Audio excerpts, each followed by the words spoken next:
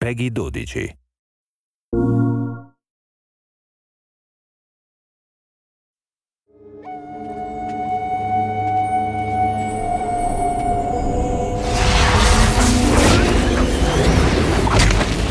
The genesis of the story that we finally ended up with, we were all sitting around and we had been given the mandate to take this move controller and make a magic wand game out of it. We wanted opening that move box to be that moment of discovery, like, what is this? This is something I've never seen before. It feels powerful. And it really formed the foundation of the story. It was going to be about learning how to do all this new stuff you'd never done before. And we wanted the story of the game to be the same way, a journey of discovery, a hero's journey.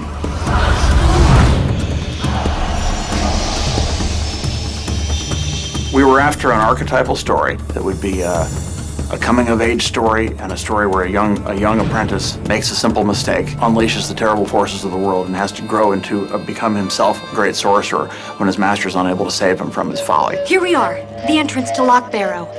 Beyond this door is the domain of the restless dead, the forsaken spirits of the final war. The final war? Between the elves and the humans.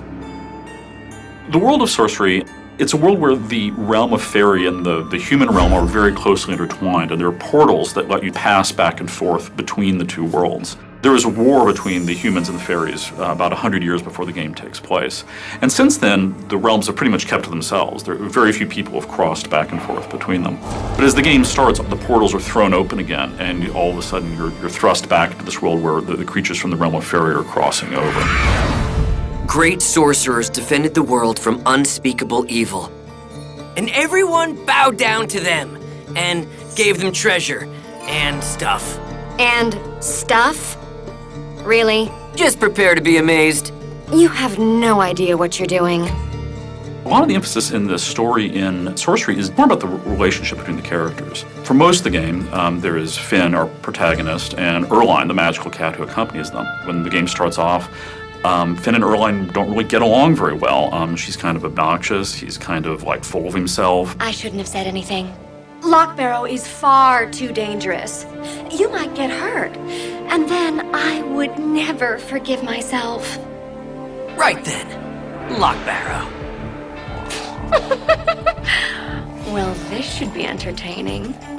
If you think of your mage that stands in the back and uses his wand and knowledge just to control the world, that isn't Finn. Finn drives forward. He thirsts for knowledge, but he thirsts for adventure more than anything.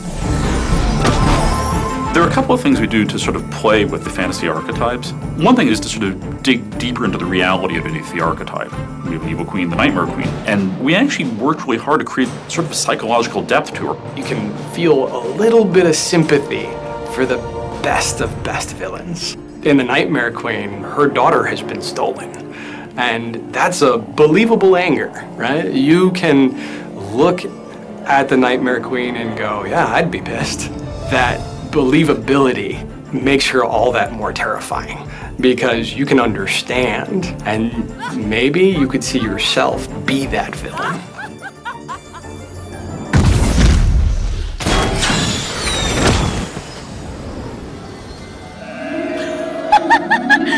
Busted!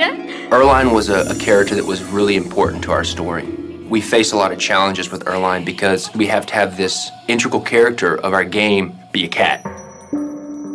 Just like with Finn, Erline goes through ups and downs throughout the story, and we had to be able to create this furball to be able to display emotion along with our character because she is such an important part. We needed a character that needed Finn. The darkness of her character, that slight tone of being unsure, really helps us tie her to Finn because he's so brave and bold. She needs his support to go through the next door. A big part of the story of Sorcery is the way these two characters respond to what's going on around them and sort of change over the course of the game. By the end of the game, they're really, really on the same team, they're working together, and the story of how they come together and how they learn about each other is a big part of the story of Sorcery. There's a coming-of-age story both for Finn and for Erline at the same time. Both of you go from being these silly teenage kids at the beginning to realizing the mantle that destiny has forced upon you.